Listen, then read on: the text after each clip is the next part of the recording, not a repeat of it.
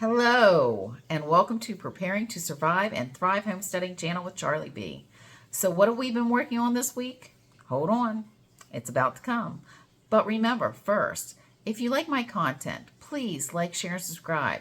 Maybe you can help somebody, maybe I'll help you. And with your comments and your like, you'll be helping me maybe figure out a new video to make or a new recipe to try. So, hang on, we're getting ready to come up.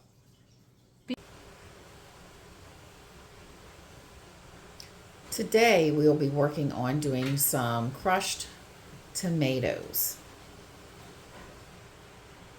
Yes, these are not the prettiest tomatoes. They have spots, blemishes, and nicks and scratches, and some of them even have bursted a little bit. But they'll work great for crushed tomatoes. I have a whole wash tub of tomatoes and more to do. So what I'm doing is I drop them in some hot water and I'm pulling them out, and the skins will just really peel easily off these as they start to cool. So you can see this one right here, it's starting to cool, and voila, that's how easy.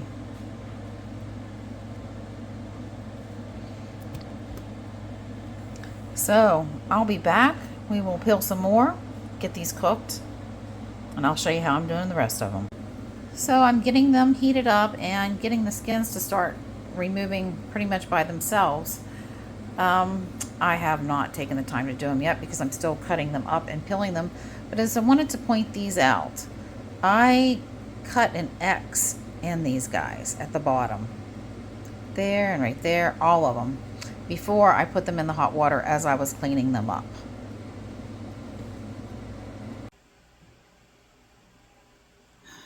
Good morning. So I am cooked the tomatoes down and everything, and then I let them cool overnight because they were steaming hot. I couldn't take them. I ran out of time. So I'm finishing them up today. So we're working on the crushed tomatoes.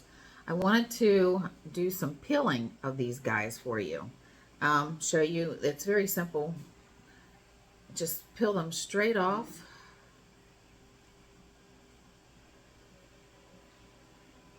Stuck to my hand. And with these guys,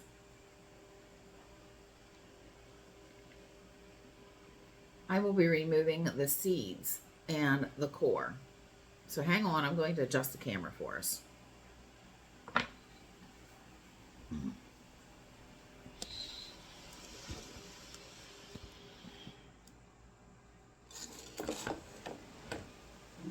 Okay, so what I do, I have some here that I just was doing. I literally just take my little paring knife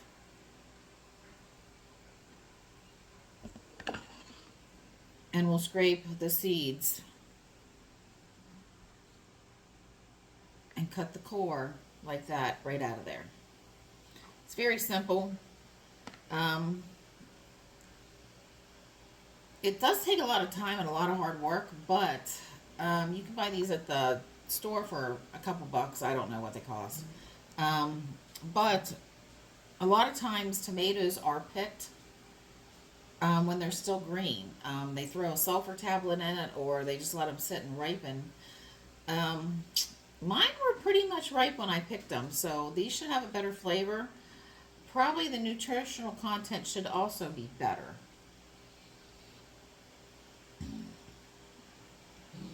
But quite simple. It just takes time and effort. If you're willing to do it, you'll have fresh crushed tomatoes. Now, what can you do with crushed tomatoes? You can throw them in vegetable soups. You can make stewed tomatoes out of them. Maybe throw them in with some salsa if you want a more tomato base. Spaghettis, vegetable soups, you name it. You can put crushed tomatoes in pretty much anything. If you look up recipes with crushed tomatoes, it will be a non-stop party. So I'm going to finish these guys up, and we'll get back here shortly.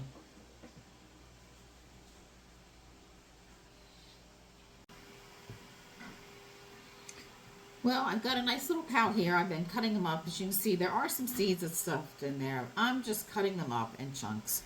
Nothing fancy.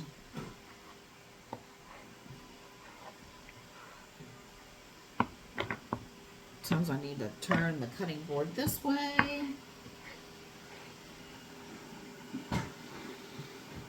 You know what you hear? It's a little robot vacuum cleaner cleaning in the background. Can't do anything about it. It's on a schedule. And I don't have to do it. And by the way, I am so thankful for my dishwasher, along with my family, but the dishwasher makes canning a lot easier. I could sterilize my jars in there if I decided to. A lot of people do, but I throw all these dishes in there and I wash them. And that takes an hour off of what I have to do. So everything's cut up, and we'll be cooking these down before you know it.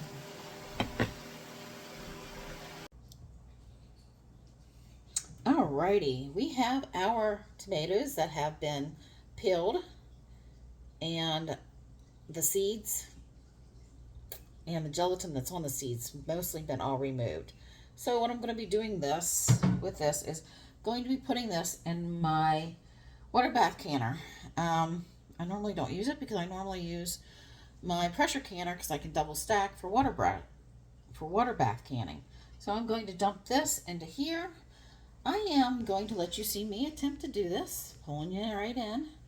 I could end up wearing it. It's been known to happen. I hate to say it, but it has been.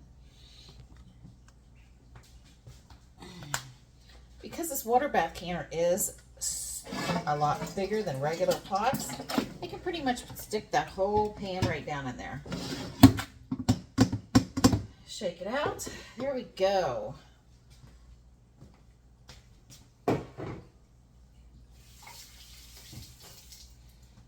That is in there. Let you bring it over. Gonna get this going. And I'm going to cook this down until it starts boiling, and then I'm going to ladle it into jars. We'll be back. The tomatoes are starting to cook down, not really boiling, but they were getting a little bit of steam. And I am going to, because these are crushed tomatoes, I'm taking you with me, I am just going to start pushing them like this. I'm not going to try to make them all really smashed up too horribly good, but some of them will get smashed up and then the other ones will cook down. I'm making a mess.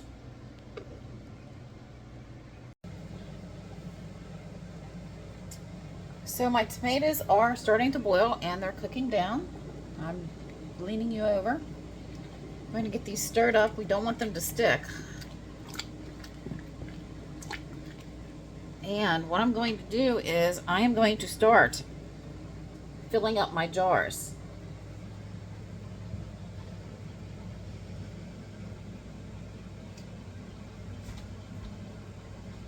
I'm going to pull these out of some hot water. The water is very warm right now.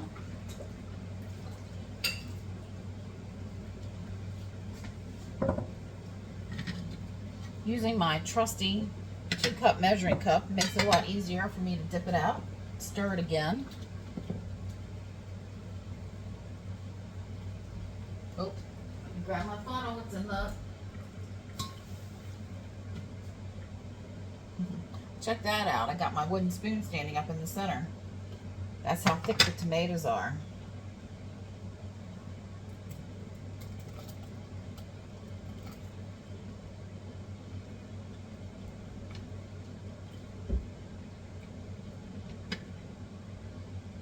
Now I'm getting juice and tomatoes in it. I'm going to bring you over so you can just take a look at what it looks like.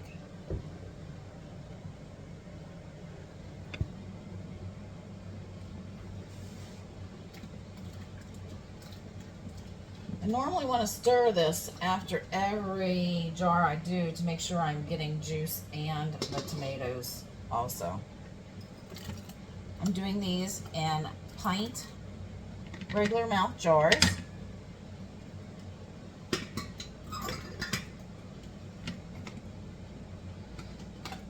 I'll be leaving about a half an inch. I usually do it right to this rib, so it's about a half an inch. I still need to add the salt and the lemon juice in here. Rattle this thing down a little bit.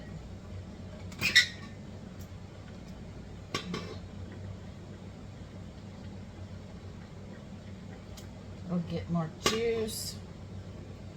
Make sure they're totally filled the way I want them, but not overfill them. I don't need a big mess. That is steamy hot.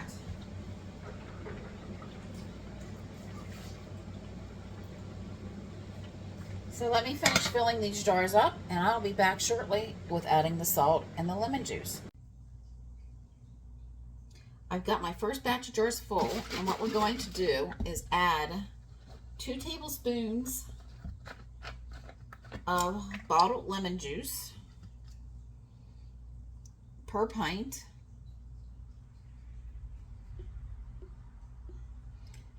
Now this will up the acidity level, plus it will also add protection of keeping the color of your tomatoes nice, bright, and red. And, oops, that was supposed to be 2 per. Here I go.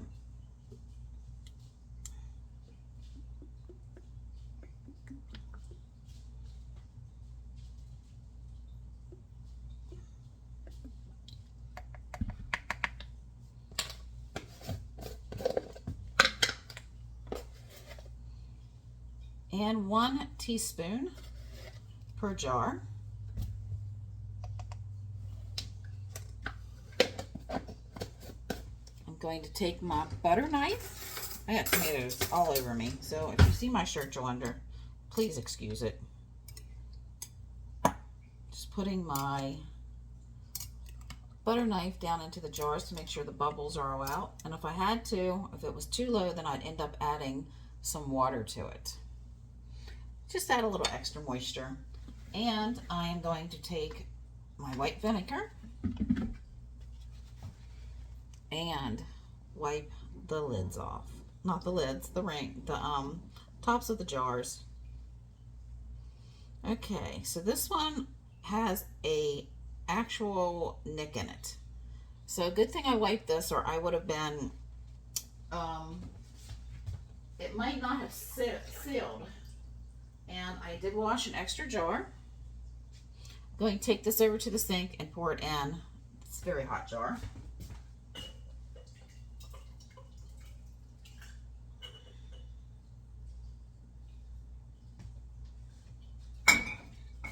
So, okay, back to wiping off the rim of the jar. That's another good reason to wipe your rims off. You can check for any nicks, scratches, and stuff. Now that jar will be put away to where I can just use it for starting plants or anything like that. These are very hot. And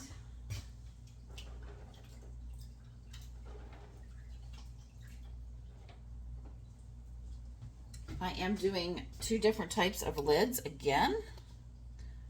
The regular metal lids. Now these are off-name brands. No name at all on that. But I still want that finger tight. I'm going to just redo that. And the second one, I'll be using my Tatler.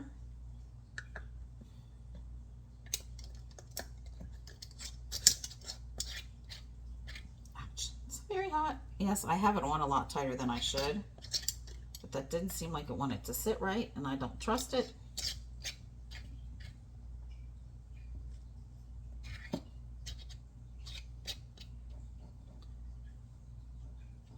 And I just do this. As you can see, the jar is spinning. So there you go. I want to get the rest of these done up, and we'll be back when we get them in the water bath. I've got my first set of jars in there. I've got 9 pints, and now this is a pressure canner, but I'm using it as a water bath canner. And I'm going to put the tray right there, kind of wiggle them so they all fit under it. And I'm going to start putting in the other 9 jars here. Now, as you can see, like I said, I am using different types of lids. I've even got some of the no-name brands, but I have one, at least one, if not 2, of the Ball.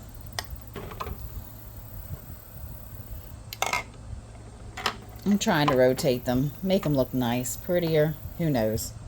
Kind of silly, but hey, it works, right? And you were probably getting a nice view of my poor cherry tree. It's mainly ornamental.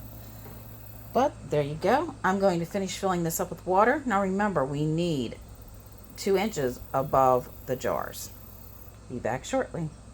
Well, I decided to go ahead and pressure can the tomatoes. Instead of having to water bath them for 50 minutes, I can pressure can these for 20 minutes. I've got a good stream of steam coming out of this little hole over here, and I am going to take this little buddy here, the weight, and put it on 10 with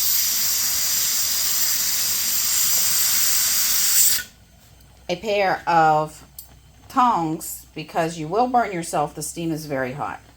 So that will cook for 20 minutes. Once it hits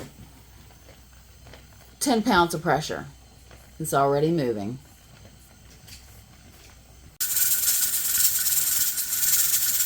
My pressure canner is up to speed. There is the noise. I'm sure you can hear it. The jiggling. I also have my gauge. So I'm going by them both. I'm going to set the timer for 20 minutes, and we'll be back when they come out.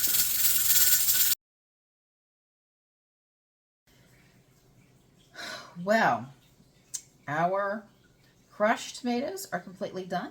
Aren't they beautiful? So I've already washed them up and labeled them, and we ended up with a total of 14 jars. So these will be great for making some stewed tomatoes, throwing them in to maybe add up some chunkiness of a vegetable soup or a stew. Sky's the limit. Figure it out. You'll figure it out. They're going to be amazing.